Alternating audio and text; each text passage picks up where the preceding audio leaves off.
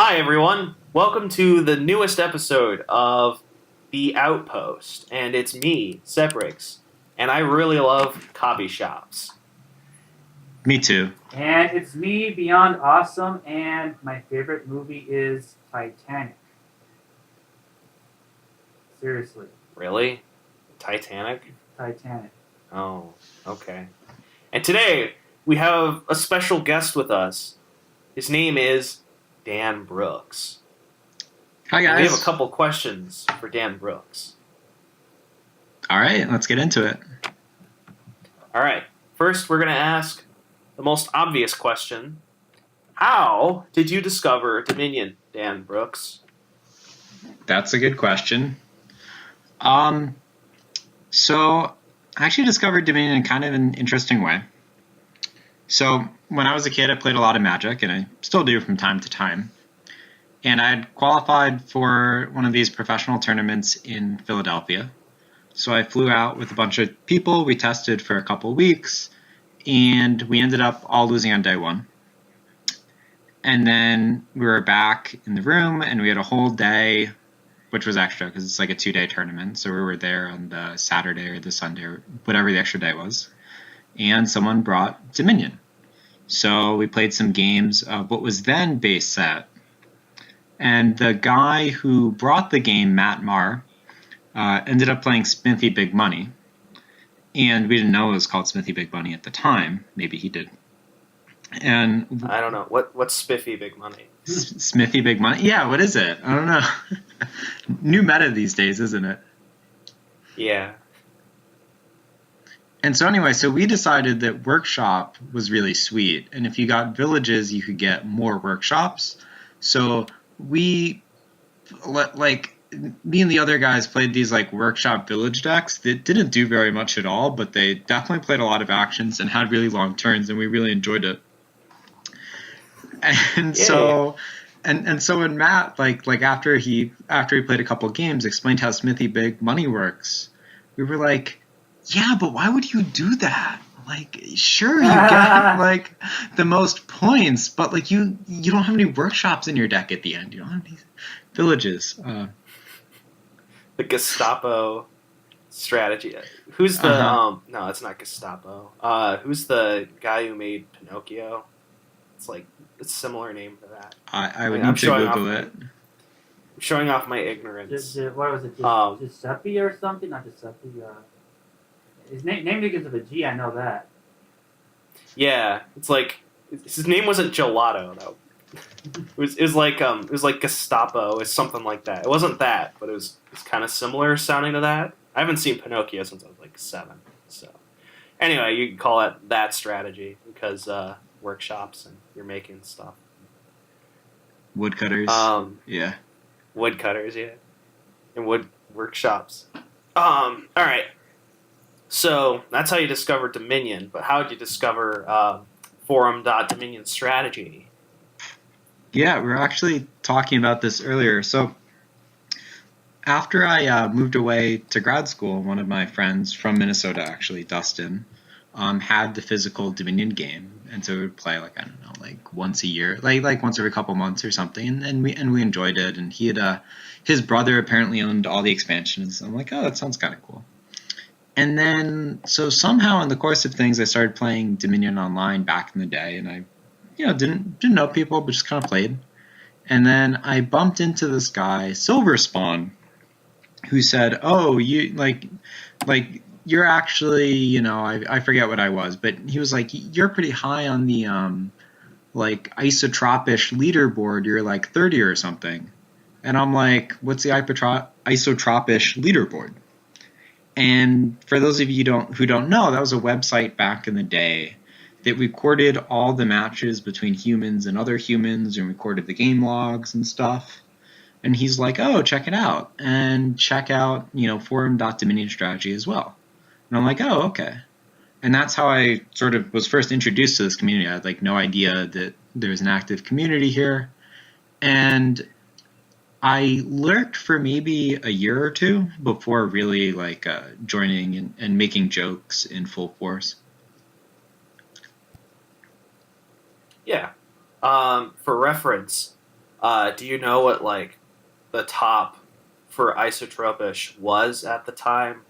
Like, if you look at the top meta for today's game and shuffle it with the unofficial, official, in quotations, with the scavenger sparkle made by Breppard, like the really high players are like 60, 59, 62, with Mick being like 62. You're 62, I think, if not higher. Do you remember what the very highest was in isotropish? The Ipotrop, now that you mention it, the levels are actually kind of similar to what they are now. Like the highest was typically somewhere between 62 and 67. But the system was different. So I think you started around level 0, and you had to play a lot of games to move up. I think it was based on true skill. Okay. And I don't know that much about true skill. And there was no level decay. So you basically just, played and played and played. And you needed a certain number of games to converge to your true rating, and then it took so many games to move up or down. And I think that the system for isotropish was based on the system for isotropic that I believe Doug Z created. Yeah, that sounds about right. I can't confirm that because I wasn't there. I only came in around Dark Ages. But... Yeah, Doug Z created isotropic. Yeah, that could be interesting, having him over one week and talking about that. If he's even around, I haven't seen him in a while. He could have logged in recently. It'd be interesting to have him. Yeah, he'd be a good guest. And before we talk about the two main topics we're going to talk to you about, I have one more pressing question. Yes. And that's if you know the identity of Weed Goku 69. Oh, Weed Goku 69. Well, the first time I met Weed Goku 69, it was when Seprix you made a post saying, I am so tired of losing to these no-name players like Weed Goku 69. No, that wasn't me. That wasn't you? That's revisionist history. I'm pretty sure I recall you making that post. And that was the moment I knew I had to create an account called Weed Goku 69 and try and queue at the same time you were queuing. Okay. That was definitely not me. But, man, I don't know who actually posted it. It may have been Joseph. I'm pretty sure it was you. Either Kian. It was not me. I would be shocked if it was me. Well, that's revisionist history. For the record, Seprix, it can be looked up. People can post in the comments the origins of Weed Goku 69. I mean, I was the one who hopped on the bandwagon the most. I can't stop talking about the Weed Whackers. But I think you might be surprised. I was not the first person to. Anyway, the Weed Whackers will return one day. Somehow. They will return. All right, so we're gonna talk serious now. That was kind of an inside joke. I don't think anyone's gonna get it. No, I don't think anyone is familiar with Weed Goku 69. No. Basically, Dan made this alt called Weed Goku 69, and he went near to the top of the leaderboard with it. It's a joke. And he does that with a bunch of alts too. I'm telling you, the first game I played on Weed Goku 69 was a witch game, and I ended up getting Weed Goku 69 got 2 or 3 witches. Maybe I think the curse split either went 5-5 or 4-6. And what Weed Goku decided that this was a tragic mistake to pick up 4 gold. So now Weed Goku had this deck that could kind of single province and was pretty decent. And the opponent, Weed Goku 69's opponent, was going for something like festivals and markets, and it was kind of working, kind of not working, and then he hit 12 one turn, and Weed Goku 69 decided, the opponent is trying for engine and I'm not, and Weed Goku 69 just resigned immediately. Huh.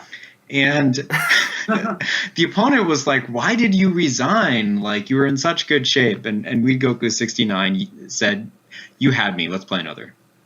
And then Weed Goku 69 never played Unforced Money again. And all was good in the world. Okay. So, trailing off on that, we gotta ask you what the secret of your success is, because I believe now you are number 1 on the leaderboard. I am If I currently recall number correctly. 1 Or you were at one point. on the 3-player leaderboard, and the 2-player leaderboard. But And the 2, yeah, of course. yeah, Mick's number 2 on both. Mick's really good at taking number 1 whenever it counts. I cannot outdo his sniping. Yeah, so going back to history a little bit. So like when I started playing Dominion, you know, I came from sort of a strategy game background with Magic. And, you know, at some point I decided, hey, you know, Dominion looks like, you know, sort of a nice sort of smaller community. You know, I bet I can get up there. You know, maybe I can get number 1. Like, I wasn't sure, but I wanted to try. Yeah, I definitely wanted to try. But look where I am now. Not number 1. Not number 1. So what I did was, you know, back when Isotropish was around, like they posted game logs. You can still get them now, but it's not quite as nice. Like the log prettifier doesn't exist. And you could just look up the logs for anyone, you know. So, you know, like, so if someone played, you know, 10 games, you could go and you could look at the logs. And there was this nice display on the right where they would show you all the cards in the deck. So if it's a witch game, you can show the curses going up from 1 to 2 to 4 to 6. If it's, you know, a Spice Merchant game, you can see the copper going down, the villages going up, the smithies going up. Yeah. And to this That's a day, nice feature. yeah, to this day, like, I feel like that's somehow influenced the way I think about Dominion, because on certain boards, like if I'm playing a Wishing Well board or if I'm playing certain boards, sometimes not always, but sometimes I literally take a notepad out and just write down like my deck and the way it was on Isotropish. And I'm like, oh, okay, 3 villages and 3 smithies. At least for the first couple turns. That's a good way to think about it. Just because I'm so used to looking at these game blocks. And so when I was sort of training and learning, because keep in mind, like at the beginning, I forget, I think I started without a subscription even. So like I didn't know what all the cards did. So when I started out, I was like, okay, first thing I'm going to do is I'm going to look up these things called QVIST rankings. I don't know what a QVIST is. It's probably some sort of course or something. But, you know, I'm going to take these rankings, and if the card is high on the rankings, I'm going to buy it. And if a card is low on the rankings, I might read it, but I'm just going to ignore it. Like, I'm never buying Harvest or Thief or any of this stuff. Just totally ignoring it. And it turns out that that's actually, like, that was, like, a surprisingly good strategy. Like, if Cultist is on the board, buy Cultists. Right? Like, I think later there's going to be an episode on AI. We don't have time for it today, but that was actually, like, surprisingly decent. The AI on GoCo, it was not nearly as bad as it is now. The AI on Shuffle It is atrocious. Wait, there's an AI? I think Donald X said it properly by saying like there aren't like robots on Shuffle It. I've lost to it, but like that's because I was trying to force an engine so hard on a non-engine board. And even then, it was like close. If you're losing to Lord you can Raddington, lose to the AI. If you're losing to Lord Raddington, you really need to like consider your strategy. And like it happens from time to time. You know, like when I'm like testing stuff, it's like, oh man, the you know, hit 5 buy silver strategy is like promising faster than I am.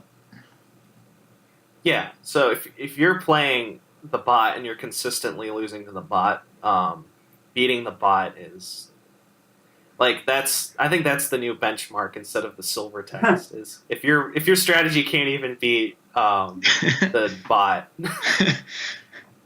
Yeah, well, it's like, kind of a joke, but that should be the new silver test. I mean, that's new silver test. Can you beat the Steph Shuffle It bot? Yeah. Anyway, so. Like that, so it's like, okay, and then I started learning what some of the cards did, and at some point I'm like, you know, I'm playing some Dominion, I'll get a subscription. So I bought all the cards, And I got a second account where I bought just black market because, why wouldn't you? You just played black market only games? Oh, it was fantastic because, okay, like the joys of playing with just black market are you get to play like a base set game with like nothing in it, and then you have this black market deck, and you get to like pull like goons out of the black market deck. It's like woohoo! It's like fantastic. Like if you haven't done it, like I guess you can't do it anymore, but you should try. Anyway. Yeah, black market's fun. Sweet. It's sometimes. Until your opponent gets Outpost, Goons, Mount-a-Bank, like all the power cards. Then it's not fun. But it's fun until man. then. Yeah. So that's sweet at black market. So then, I'm like, okay. And like back then sort of the interesting thing was like, you forget like what Dominion was like 3 years ago. But about, like, I would say over half the content focused on big money, right? So there's sort of this there's sort of this sense of like, oh my gosh, Double Jack Courtyard Big Money is unbeatable, And sort of like in the base game, like the fact that you could play like a remodel engine that beat Smithy Big Money was considered like a surprise. And like, the cards were different back then. The metagame was different back then. If you look at base set games, if you have something like 7-8 terminals, like in a set, like without any events, landmarks, colonies, like, yeah, like that's a money-ish board. Like the fraction of money-ish boards were much higher. The community was pretty money focused. And as a new player, like there was this sense of like, oh, it's correct to play money like, half the time or something. Yeah. Before you go any further, I want to dispel this rumor that Dominion used to be more money focused. It's true there were more money cards and it wasn't as obviously engine, but I've just been looking back at logs of games from like the past recently, and I've been shocked at how many times players skip the engine and go for big money because their brains just can't comprehend building an engine like to that capacity. Like there's this really famous game that's been going around the Discord. Wandering Winder played some guy, and yeah, you know what I'm talking about. It's the game. It had like King's Court, Horn of Plenty, all of these great trashers, and then they both play like Duchy Duke with Ghost Ship, and it's like terrible. Oh man! For the record, and it's shocking how both of them missed it. For the record, I think that was like on Isotropic, like the year Dominion came out or something. Yeah, so it may have been. I don't think there's any way the Wandering Winder of like 2014 would be like. Oh yeah, no way. And the point of the post that was made was like, hey guys, duchies can be better than provinces. It was like very much exploratory. It's like, like if you get this horse traders card. So I don't know. Anyway, but, where were you? But I think the point on that is there's two factors. The first factor is the game itself had more terminals in 2011, 2012. So there were more boards where like you were just playing one action a turn. And if you're playing one action a turn, gold is a good card. Whereas now, like there's so many non-terminal cards, so many more villages, you have these events, you have landmarks that provide alt VP, games go much longer. So, you have more time to build an engine. And the other factor is that people have learned to play engines better. And when you, if you know how to play an engine, you can play around so many different things that the money decks can do. You can take alt VP, make the game take forever, hit them with an annoying little spy attack 15 turns in a row that really slows down their, 8 province time. Yeah. Anyway. I would say there's one trick to getting better. This one trick will make you better at Dominion. Here it is. This one neat trick will make you better at Dominion. Click here. Click here. You can't click here because that's audio. Press the subscribe button to get better at Dominion. Yeah. Yeah. But one thing that's really important that getting better at Dominion immediately, I just thought of this, is attacks. Like, if there's any attack on the board, that should be a disincentive for money immediately. Like, if there's a money board that's so money, and there's just a militia there. Picture this: if you have money and a militia comes over, they'll take your money. You're getting mugged. Like, don't carry money next to militias, okay? You have to take action. You have to run away from the militia. Yeah. All right. Yeah, we're. Should we get back on the point now? Yes. Okay. So the point was, like, so the meta that, so there was a lot of sort of like money-focused content going around, and I thought a cubist was like a horse or something for some reason. I was like, okay. So, like, did you think it was a horse? It's a joke. Okay. Well, okay. I didn't know that cubist was a player. Like, why are these called cubist rankings? Like, I didn't know, like, oh, this guy named Cubist put them together. No. Okay. Anyway. So anyway, yeah. So I so there was this constant thought of like, oh, should I play money here or should I play engine? And that sort of stuff. And so I played the bots on Making Fun, actually, fair amount, and some games against people, but honestly not a ton. But like I played, I don't know, some hundreds of them. And then after Silver Spawn introduced me to Isotropish, I'm like, there are game logs. I can read game logs.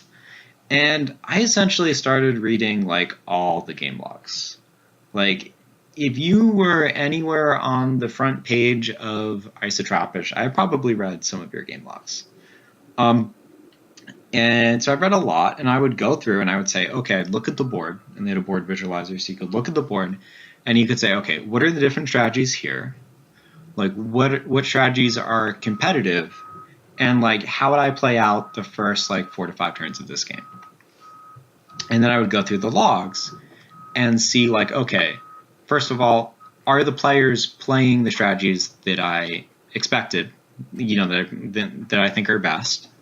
And if they are playing the strategies that are best, like, can anything go wrong? I think my favorite example of this is there was this game where Steph had a 5-2. So he has 5 copper in his hand. And I'm like, yeah, like there's not much to do with the 5. I might take like a silver or some other action. And he takes a Baron. And I'm like, oh boy. And then he looks at his other 5 cards, and it's 3 shelters and 2 copper. And I'm like, and I think he got crushed.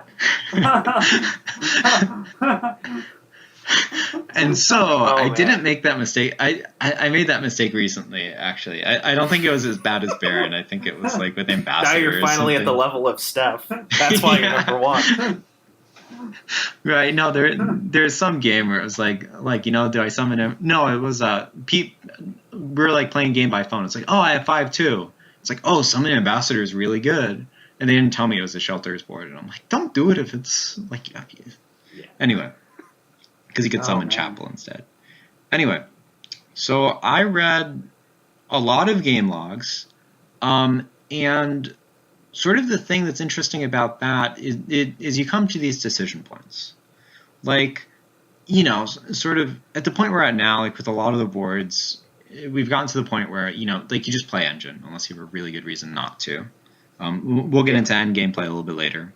So openings nowadays are like pretty straightforward. Like you take a Trasher, and if you need economy, you take a card that helps you hit like, if the most expensive card you need to pick up is a 5, which is pretty typical, you take like a silver or something that gets you up to 5 one way or another. And then you sort of trash down and build up. I call it sort of an hourglass, because you start with 10 cards in your deck. You try and trash down to something smaller.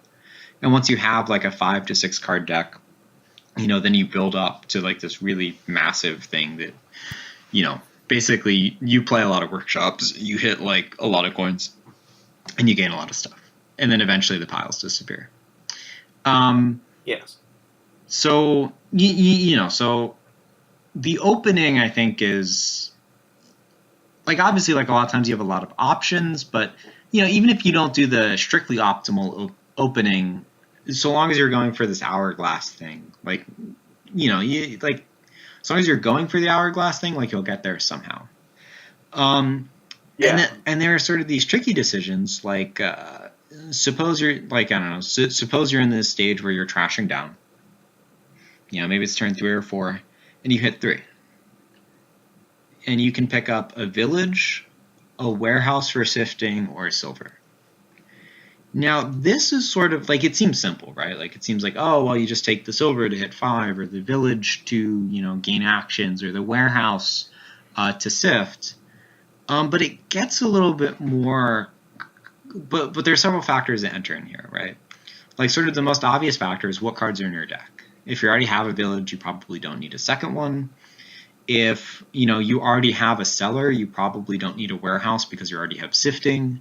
If you know the cards on top of your deck, and let's say you have 5 next hand, you're not going to need another silver because you can already hit 5 to pick up the 5 costs that you need. And other things like so that sort of thinking, sort of at all stages of the game, of like, what cards are left in my deck, what cards do I have already, what is my opponent going to hit me with a militia next turn, and just sort of these micro decisions. I think it's really interesting to look at, to really take a game and look at all the micro decisions and say, like, okay, like, if there are 10 micro decisions in this game, like, to come up with an argument instead of just mindlessly picking silver, saying, okay, well, here are the factors for silver, here are the factors for village, here are the factors for warehouse. I think that warehouse is right here because, I really need to get that sentry going. And I think the important thing here is that I certainly don't get this right every time. Like, there are so many decisions that go into a game of Dominion, and typically you make them in 10 or 15 minutes. But to be able to look at each of these micro decisions, like, first of all, to recognize that there's a decision, to, think about it for, you don't need to think about it for long, but just to be aware that there's a decision and to say, okay, well, I'm going to hit 5 next turn, don't need a village yet, so I'll take a warehouse. Something as simple as that. And then being willing to go back after the game and say, well, I took that warehouse, but that was pretty boneheaded because I'm going to pick up a bunch of forums later and needed the economy, so I should have gone back and taken a silver. So I think willing to do that sort of analysis is really useful. And now it's easier than ever because of Shuffle It. Oh, yes, the Shuffle IT awesome client. But earlier with GoCo, all you could do was look back at logs. So it was nice because you could look at logs, but now you can look at actual games with Shuffle It. So it's not 100% better. It's like 98% better. Soon it will get to 100% better. Oh, yeah. You can literally go back, replay the games that you lost or won, and you get to play against a bot unless you have a friend who's willing to help you. But you can try out other strategies and continually try and find more and more optimal strategies for a board. And I think that's very helpful because then you can take the lessons learned from that board and apply them to other boards. Mm-hmm. I imagine that's kind of what you're getting at, right? Yeah. Like, I know that recently, like, we just played, like, there was some board where you could get points from vineyards, from bishop, from council room colonies, or from something else. What was it? Oh, tower, right? Tower. And so Lime Time looked at the board and was like, and he's like, I'm going to get all my points from tower. Seprix, I think you looked at the board and you said, I'm going to get all my points from vineyards. No, I was a proponent of a council room colony big money. Oh, the guy who's knocking on money just was like, he's like, well, it's good there weren't any attacks because they might have mugged you and taken your platinum, and that's pretty expensive these days, Yeah, I looked at the board and I just saw Lurker Rush versus Big Money, and I thought, yeah, Council Room can probably beat the Rush. But if the money that It turns out it can't, but I thought it could at the time. And I played it against a really bad rush, and I beat it, and I'm like, okay, well, I just figured out this board. And then Lime Time played me on it, and then he just destroyed me. So important and then you question. played Lime Time, which is probably what you're getting to. Important question. If you have big pieces of money, are they harder to steal or easier to steal? Man, it depends on how big. I mean, if it's 2 tons, how do you steal that? Yeah, it's pretty hard. Yeah. Okay. But is that why you ended up playing Lime Time on that board, and I think you found the best strategy. Yeah. Well, so then what I said was, I don't know what the right strategy is, but I'm sure as heck playing with bishop and nobles. And then I think we played that maybe 10 times. And I think what we found was sort of the right thing, and it usually turns out to be the right thing when you can do this, was you kind of get some nobles, you kind of get some council rooms, you get some bishops going to trash, and then you can get points from colonies. And then you get platinum too. And you can get points from nobles, from bishops, from colonies, from vineyards. And you can sort of adapt based on what's someone's going for the tower rush, for example. They might have a chance to win, but you can also go for colonies or go for vineyards and really stack points. Or if someone's going for all out on vineyards, you can get platinum and go for colonies.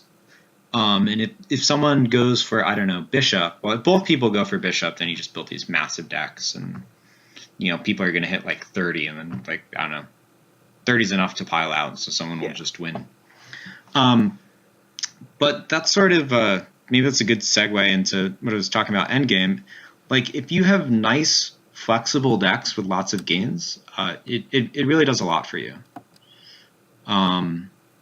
One thing it does is if you have a deck with a lot of action cards, when the deck gets big, it tends to be more reliable, right? So if you have a deck with 30 action cards in 40 cards, it's going to be pretty reliable because you have so many actions, so much draw, you can do so much stuff.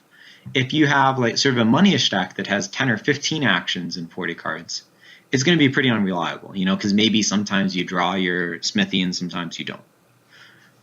So consistency is important. And then sort of the other thing that's nice is that you can get a lot of gains in one turn. So if you have 30 actions, you could pretty easily be hitting 10, 20, 30 coin turns. You can gain, I don't know, 2, 4, 10 cards in a turn. It really depends on the board. But your deck is actions and you add actions, and it's exponential growth up to this point where the piles are gone and you can't build anymore. And if you have 30 coin turns, you're threatening a lot of ways to pick up a bunch of points and empty the piles in the same turn.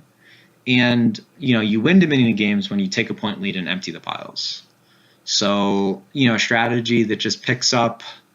Well, I'll get into the details of that a little bit later. But building big is really nice. Yes. So building engines is really nice. Building big is nice if you can.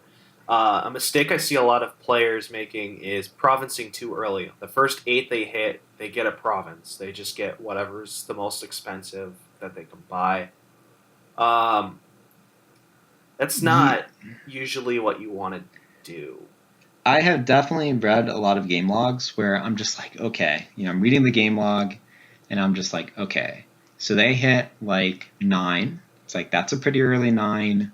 So are they going to get a village here? Maybe they're going to get, I don't know, a woodcutter, because one of those would be nice. Maybe a hunting party. And they just, take a province. And I'm just I read that, and I'm just what?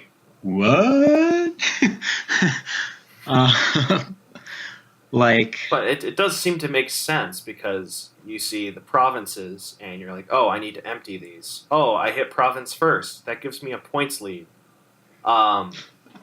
So...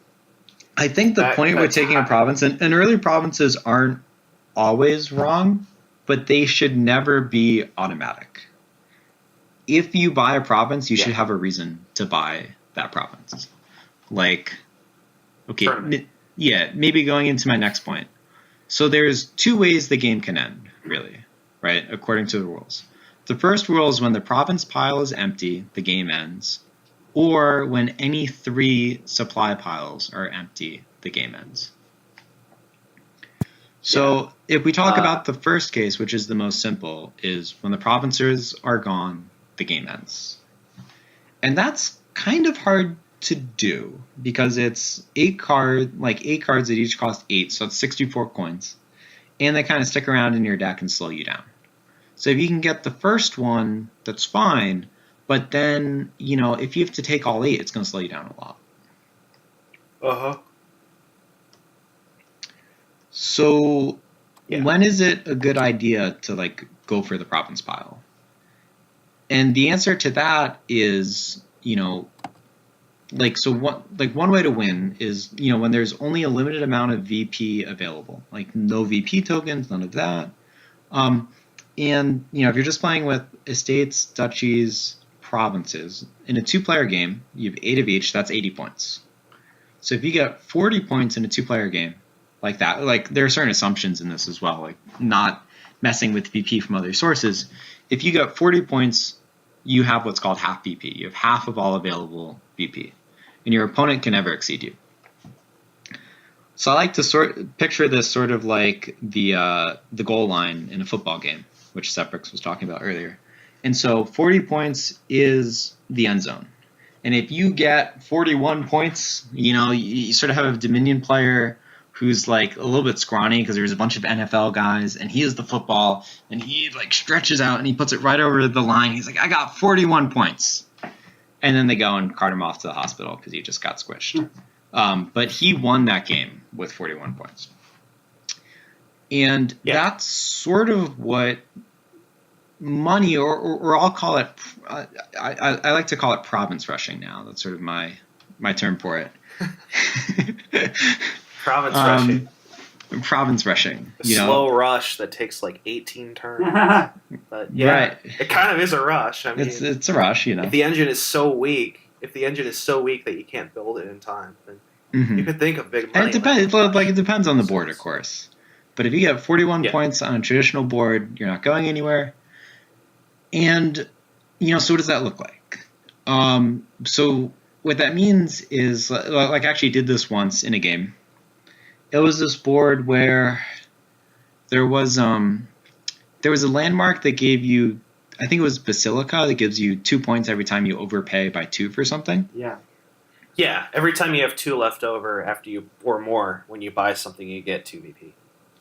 And so it was a Basilica board, and there was Possession and Archive. Okay. And I was like, oh boy.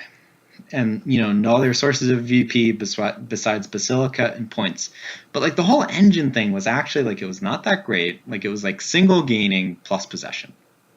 Right? Mm-hmm. And Potion only worked with Possession. So it's sort of like this awful board where you just know you're going to get possessed, so many times. And I looked at it, and I'm like, there's this Possession thing, and there's this money thing. And, my judgment was that just playing bland Fool's Gold with an Enchantress, which I'm not sure was right, by the way, and 1 Squire would be, I thought that would be favored against the Possession thing. And as it turned out, I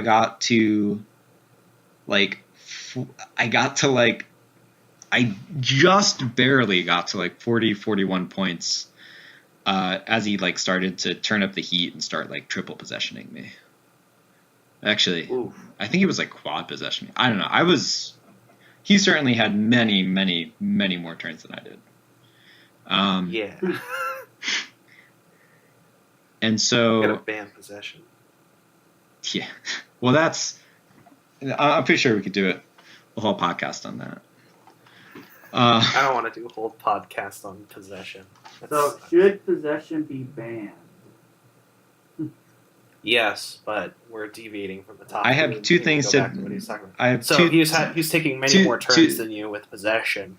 But you crossed that goal line. But there was also Basilica. Basilica helped Fool's Gold a lot because I think I ended up getting 10 of the 12 Basilica points. So okay. Depending on the shuffles, honestly, he could have crushed me and I would have felt bad. But, sometimes you just need to go for it. Yeah.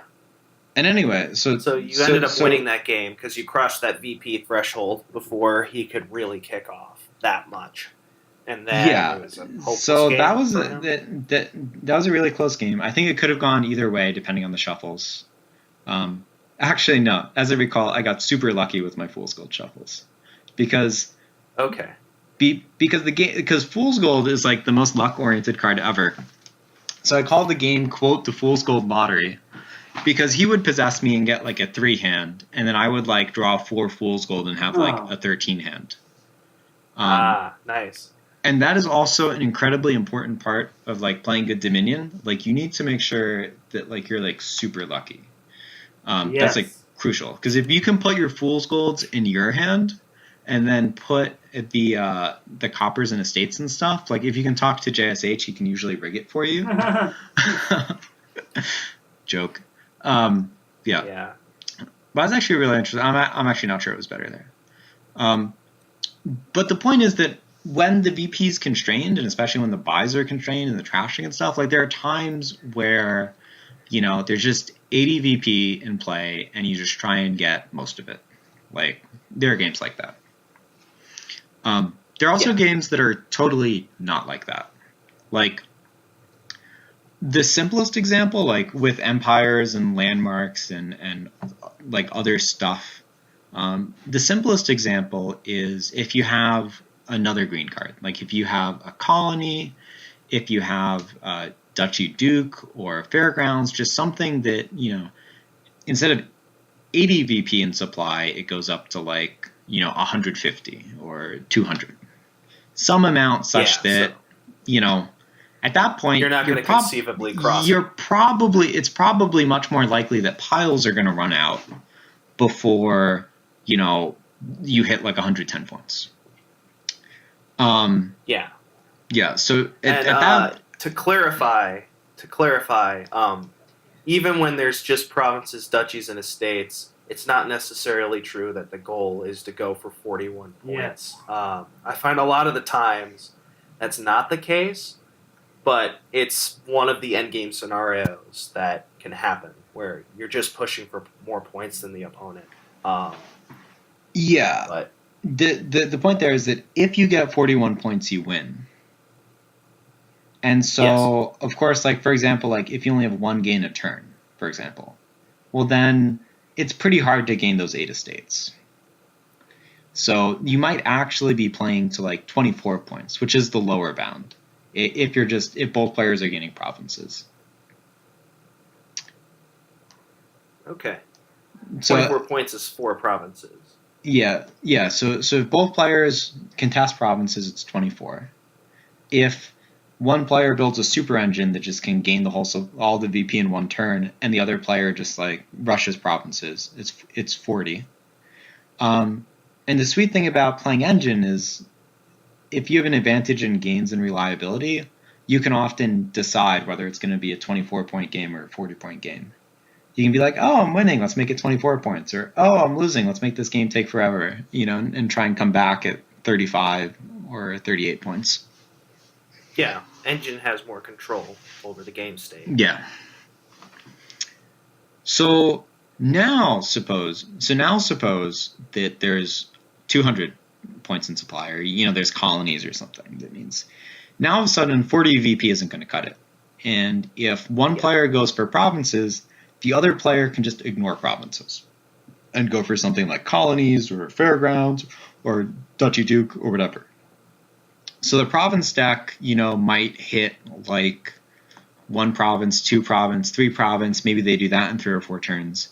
And now the deck has like 4 provinces in it and starts to slow down. So then the province player has to build up some more and take gold. And with that gold, they buy another province. And then, they hit the province and they're like, oh man, I need, another gold. And they take the gold and they go like province, duchy, province. And of course, at this point, like the engine, which starts out at like 5 coins, is building up to 7, 10, 12, 15, 20. if there's like a ghost ship, it's like turning on the ghost ship. It's turning on the little spy attacks. If there's a fortune teller, it starts playing that. If there's like a bandit, it starts taking all of Seprix's platinum. Thanks. Of course. And essentially, like, you just sort of, I had one opponent describe it as hocus pocus, which I think is just sort of like appropriate. You just sort of like do all the things. You do all the things, the other player can't end the game, you make sure the game doesn't end, and eventually you get a lot of points. And when you have a lot of points, you have a lot of gains, so you just end the game all at once. Ideally, if you can, another advantage for reliability is if you can take points, if you can take your green cards and pile out in the same turn, that's actually really nice, because then you don't have these dud turns where your deck's full of green cards. Yeah. You may or may not have that luxury depending on the board. It depends on the game board. state. Right. I want to. So now let's say you, yeah. I just want to add something. So you mentioned like the money player going province duchy. I think a big mistake that a lot of players make is actually going for duchy. If you're the money player against the engine, you want to province rush, as Dan Brooks just said. Calls it. You don't like duchy is going to make your deck worse as a money player. So unless you're behind on points, you want to only buy provinces and not duchy most of the time against the engine. Yeah. So it really depends on the board, but in order to win, you need to do two things. First of all, you need a point lead, or that's going to be the second point. First of all, you need to be able to end the game. So you need some sort of plan, like assuming there's a lot of VP. So, like, an example on the board that Limetime posted, there was Tower, which gives you VP for emptying piles, and there was Talisman, which gains a lot of cheap cards. So the plan was you gain a bunch of talismans, and then, 10 talismans, actually. So that's one pile, that's 10 points. And then you just, buy random, I don't know, lurkers or something, or death cards or whatever. And then the pile's empty, and you have 30 points. So that strategy is sound in that it gets points and it tries to end the game. So it's strategically sound. It may or may not be good. It depends on how fast you can gain. With Talisman, you could empty all the piles in 14 turns. It can be very It's certainly something worth considering. Probably the biggest mistake that I see new players make, or sort of the most impactful mistake, is sacrificing deck quality for points without any plan to end the game. Right? If you just take a province on turn 5, next time you pick up Chapel, it's possible that you should trash that because you need to build some more. That would be the most optimal decision. It's funny, you spend 8 on a province, and the best thing you can do is immediately undo that. Oh man, that's undo button. Yeah. So let's go back to that same board, right? So clearly, just taking provinces on turn 5 when there's full engine available and VP is not good. So let's say, and this is sort of let's say we have a so-called engine board, right? Where there's a lot of VP, there's engine stuff. Both players build these nice engines, okay? So my opponent but I'm not going to confuse people by saying my opponent's Weed Goku 16, but all right. But so my opponent is I played this province strategy last time, and I was ahead for the first 20 turns, but then turn 21 I was behind and the game just ended. So this time I will play an engine, and so we both play an engine, right? And so we build up from 3 to 6 to 10 to 14. We both have a bunch of gains, and my opponent's okay. So now I'm going to introduce this concept, and I gave it a name somewhere. It's turns, and it's turns to end of game, and it's how many turns does your opponent suppose your opponent decided, I really need to use the bathroom. I just want to end this game. It's a 4-player game. I just want to I just want to empty the piles as quickly as I can. so I can go to the bathroom and get on with my life. How many turns would it take them to do this? So if you're playing a 2-player game, we'll start with 2 players. It's a little bit different in multiplayer, but the concept's the same. So if you're in 2-player and your opponent has 14 coins, and there's 28 coins of cards in supply, it takes them 2 turns to empty. If there's 14 cards left in supply, if there's 2 5s and a 4 left to 3 pile, 14 coins, it would take them 1 turn. Yes. So your opponent's like, well, I'm learning to do this, and so I'm just going to build up all the way. I'm just going to keep building. So so they build up to 30 coins, but they only leave 15 coins worth of cards in supply. And so I have 20, and I buy out supply and buy a duchy, and the game ends. So there's such a thing as overbuilding. Yeah. And specifically, it's if your opponent can empty the piles for a point lead, like empty the piles and win and have a point lead, like you need points. You've waited too long to green, you need points. Yes. And so now if we go on the other side of the spectrum, and this is like that, I think it's pretty clear what happened. Like people do it, and like sometimes you need to be careful. One thing I'll add is that if there's some uncertainty of like what your opponent can do, like if you're like, I don't know, my opponent has a lot of remodels and workshops and spice merchants and sort of like these cards that can play differently in different situations, but I think he can only generate like 15 coins. So I'm going to leave the piles at 16. Mm-hmm. Don't do that. You're going to straight up lose so many games when you're like, oh, I didn't realize he could remodel his gold into a province or something. Leave yourself a buffer. If you get it wrong, you just lose the game immediately. You have 0% equity if your opponent finds some way around it. If you, give your opponent a few extra coins, like you're giving up a couple percent equity, but you're still in the game. You can still win on your next turn. So if you're gonna play with tight margins, be sure you know exactly what your opponent's deck can do. Like, leave yourself some safety. Yeah. So if you feel like your opponent is about to press the trigger on provincing, but you have a turn to go, scoring is a good way to make it harder for him to empty. Right. If you think your opponent... And it also helps you empty if he somehow does or something. Yeah, and then you don't have to score points. And this is a simple concept, but it took me like a year or two to realize this. Like, when greening is coming up, like with sort of traditional like treasure-based decks that sort of build at a reasonable rate, when piles are low, you just need points. Like, you need points. And then if you have, then if piles are low and you have a point lead, then you can come back and do this really annoying thing where because you have a point lead, you lower piles. And then if you have a 10-point lead, your opponent would need a lot of gains to get 2 provinces and empty, so then they take 2 provinces, and then you take duchy and empty piles or something like that. So when piles are low, points are good. Yes. And so on the flip...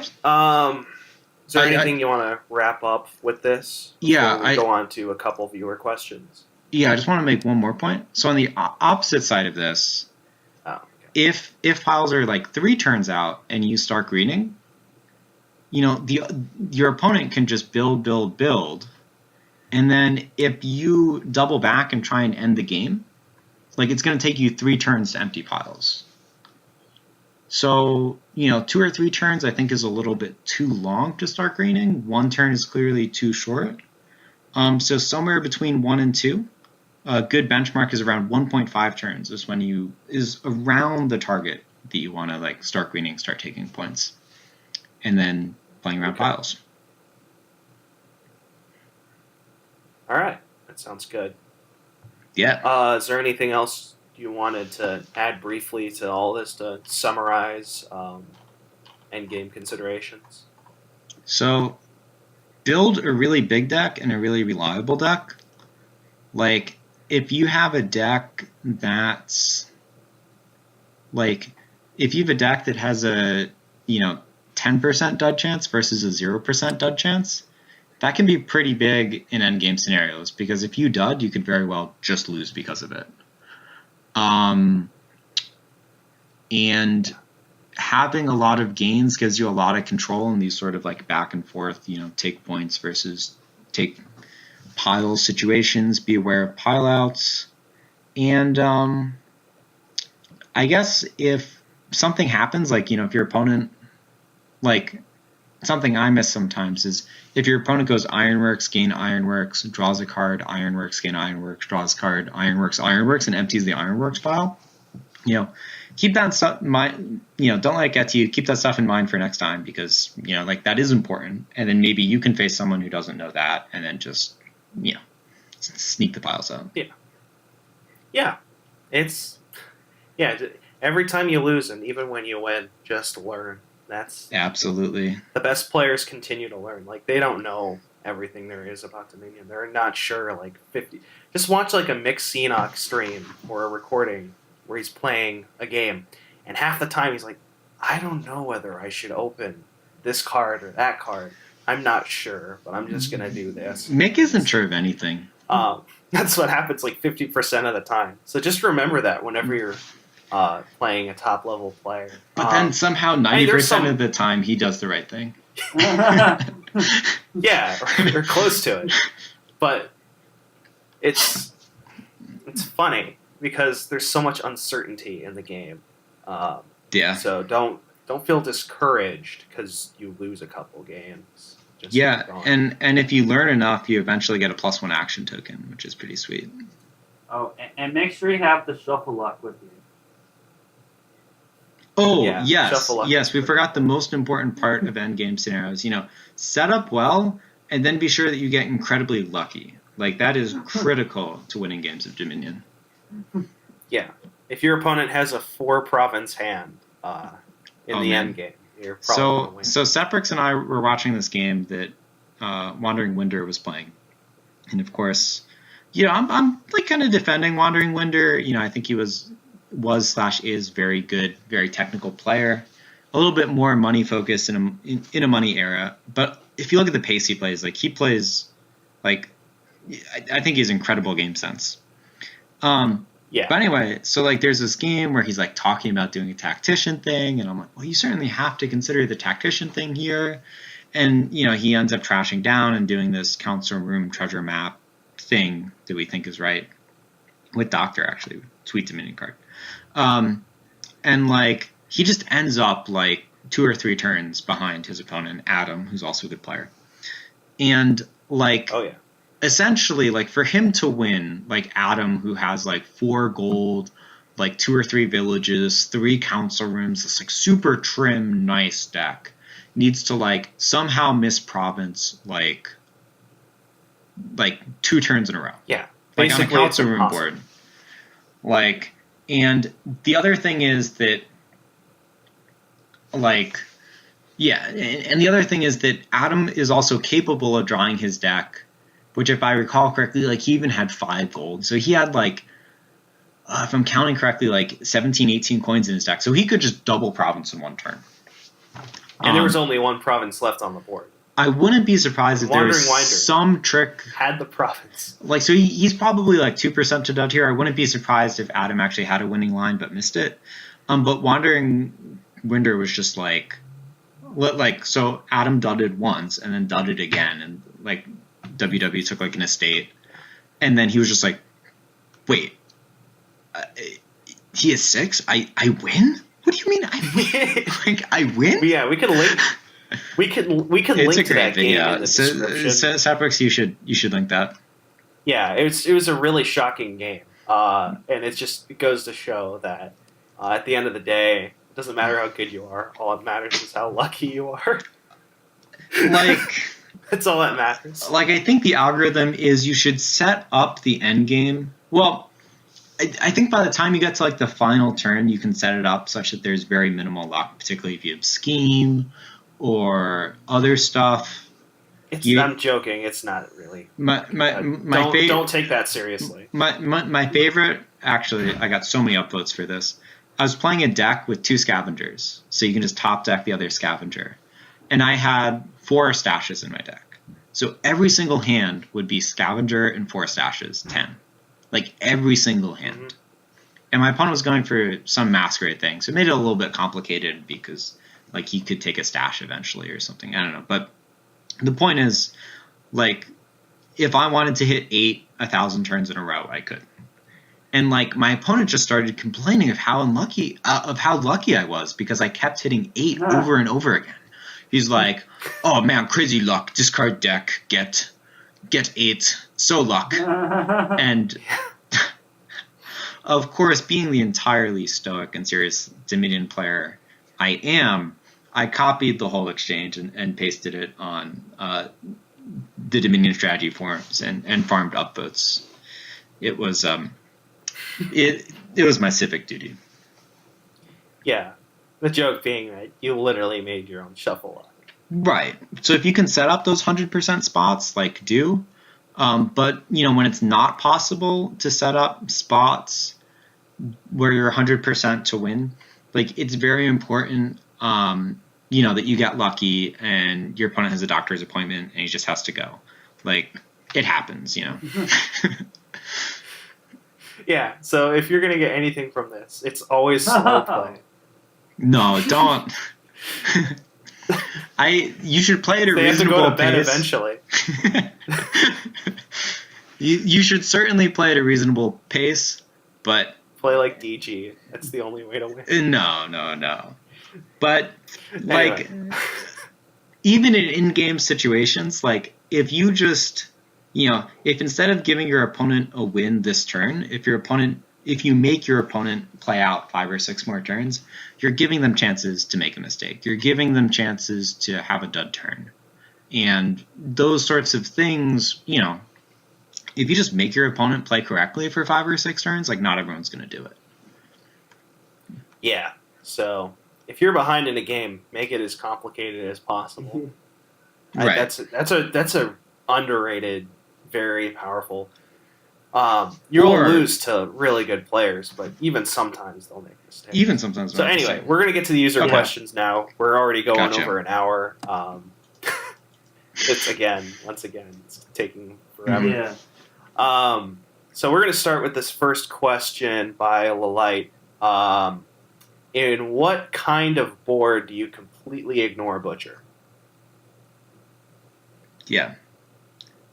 So I think the obvious answer there from a flavor perspective is, if you have no card, like if you don't have a stables or if you don't have any cards that involve animals, like the Butcher isn't going to have anything to, like, turn into meat. So flavor-wise, I wouldn't get a Butcher unless there's, like, a cow card or something on the board. Cow card. Maybe a Nocturne. Okay. Maybe. Yeah, there could always be a cow card in Nocturne. Mm-hmm. Just wait. I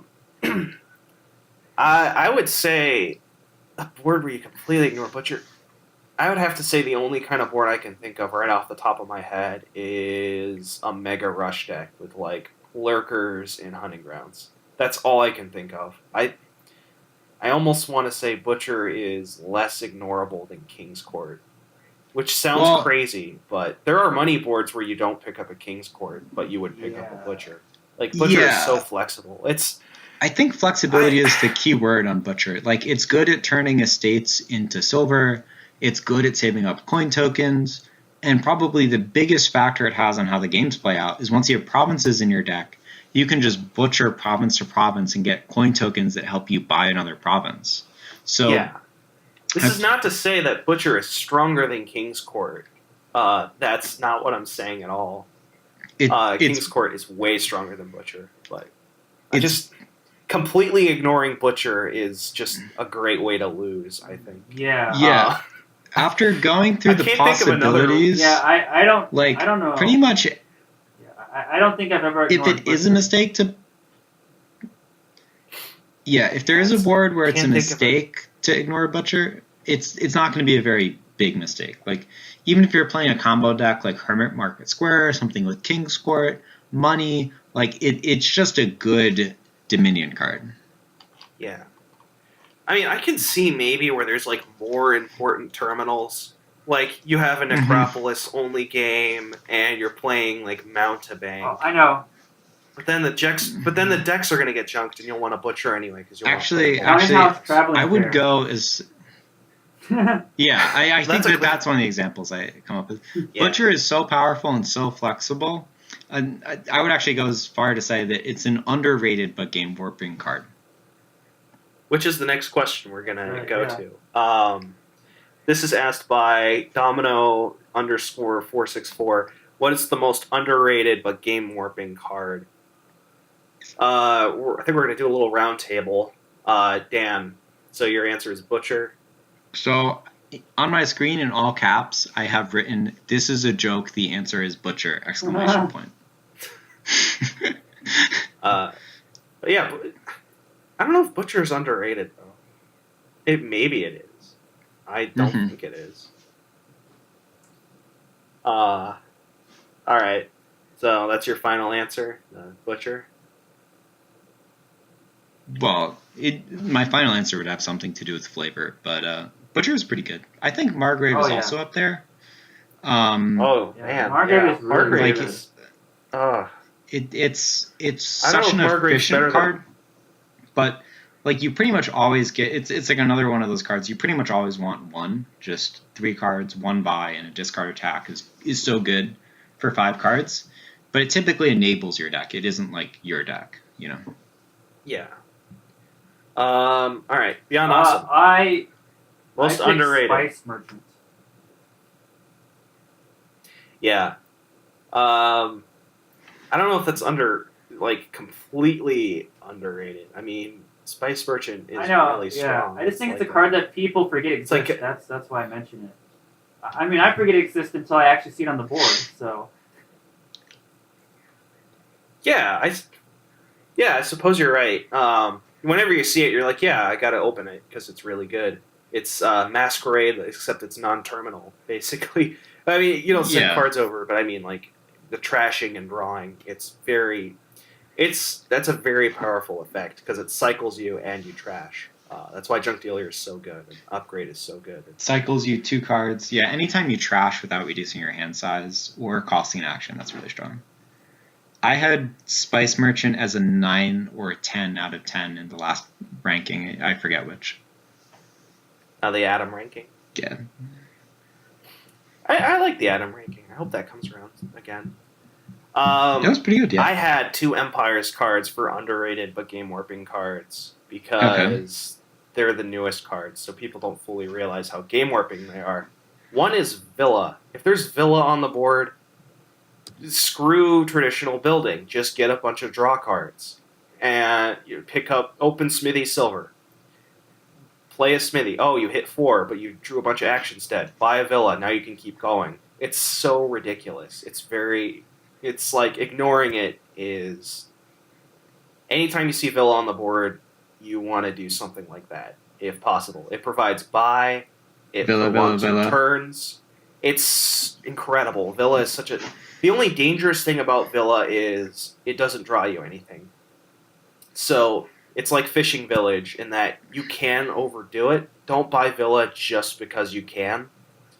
You buy Villa because... Yeah, you almost never want to take Villa as, for... Yeah, you don't take Villa at 4. You don't take it for the 1 coin. The 1 buy is okay, but... Yeah. Like the on-gain effect is really like the main reason to take Villa. And the craziest thing about Villa is like people think, okay, great, but they don't realize how overpowered Villa is. Like Villa's a 10 out of 10 for sure. Like it's so broken. Villa can empty the piles on turn 1. Like, well, yes, that's incredibly unlikely. Yeah, that's an incredibly like if you have the right combination of events, like. Villa is part of a border village chain, probably with catacombs or something. They're just like, I think turn 1 Outpost, it just empties the piles. Yeah. But the point I was getting at is, like, it's so 10 out of 10 overpowered. If you have control over your deck, like, draw your whole deck, and you have, like, a couple gainers, like a Butcher or a Remodel, you can remodel something into something, end your turn, buy a Villa, restart your turn, draw that butcher up and do all these crazy combos and just really drive piles down all in one turn. And like, if you get to that point in the game, like, I'm sorry, I'm really getting sick. Tomorrow I'm gonna get super sick. I've been doing this whole thing with a sore throat, but the point I'm trying to make is, if you get to that, like, Villa is ridiculous because if you get to the point where you draw your whole deck, you can do that stuff. And another thing to look out for is if your opponent is ahead and you have no conceivable way to use Villa, really, and there's only like 1 or 2 left, you can steal those last 2 and deny make Villas this deck a little worse. I mean, at that point, you're probably lost anyway, but you might stop them a little bit. Because once the Villas run out in those kinds of decks, if there's like no trashing, they can get pretty inconsistent. But until then, they're like really good. My advice for Villa boards: first, make sure you have too many Villas. Too many terminal actions. Like just like open double terminal. Like don't worry about it. Just make sure you have too many, like more than you can possibly play. And second, like buy Villa. Yeah, that's basically it. Yep. All the rules go out the window because Villa is ridiculous. Do Villa. And this is the second card I have that's incredibly game warping.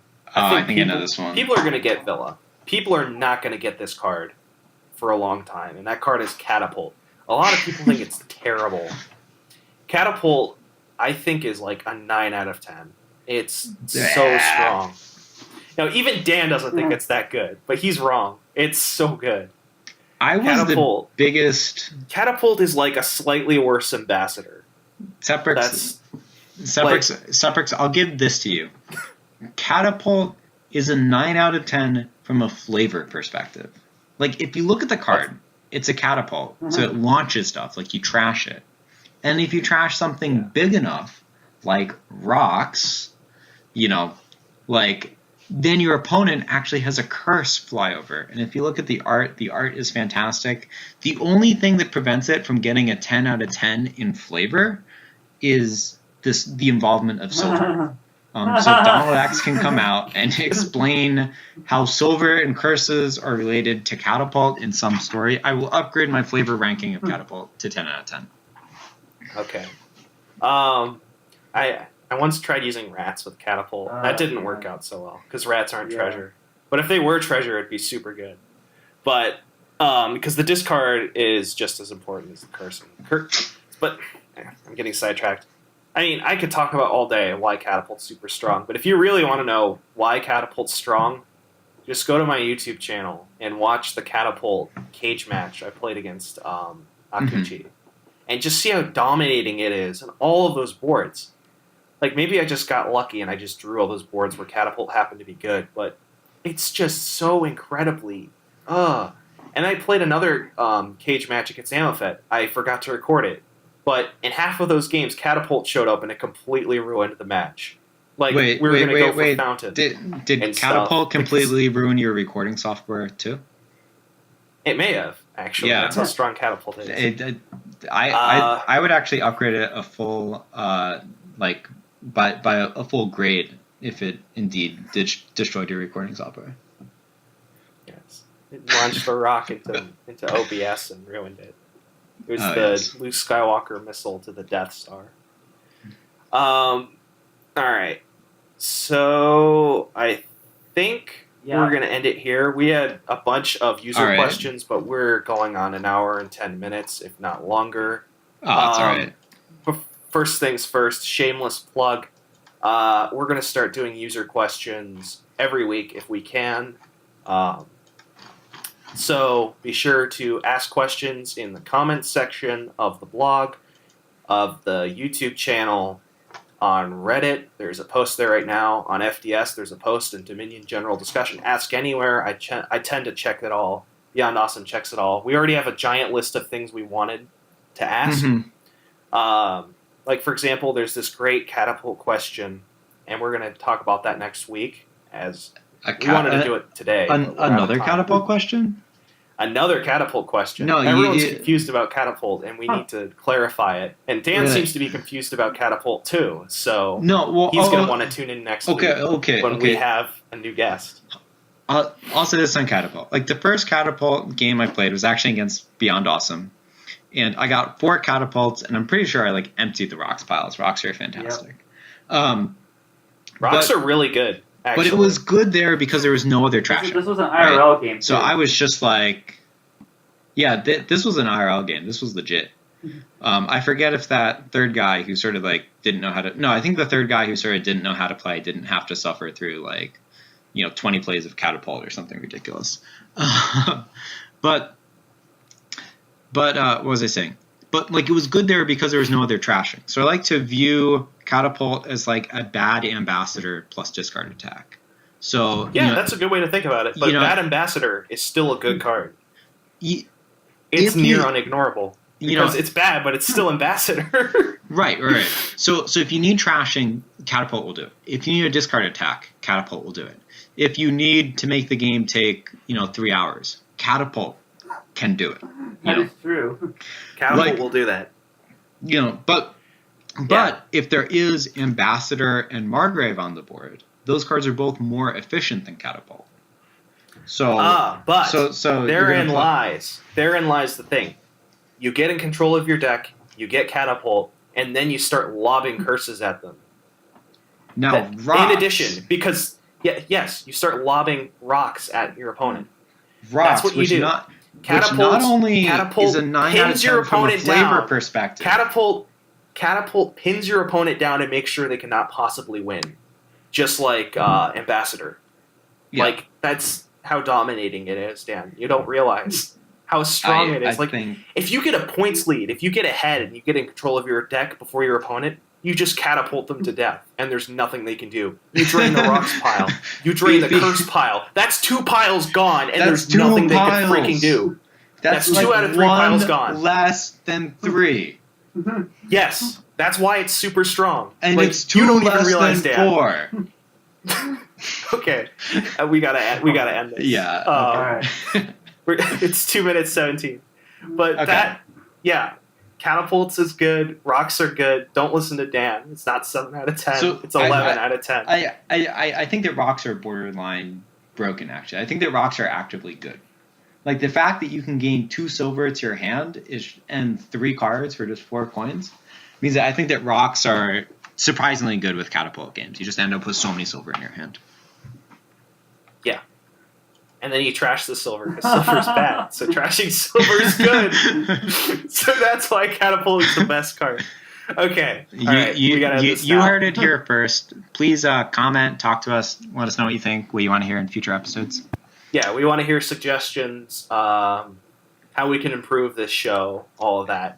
If there are any jokes at Seprix's expense that I missed, please post those in the comments.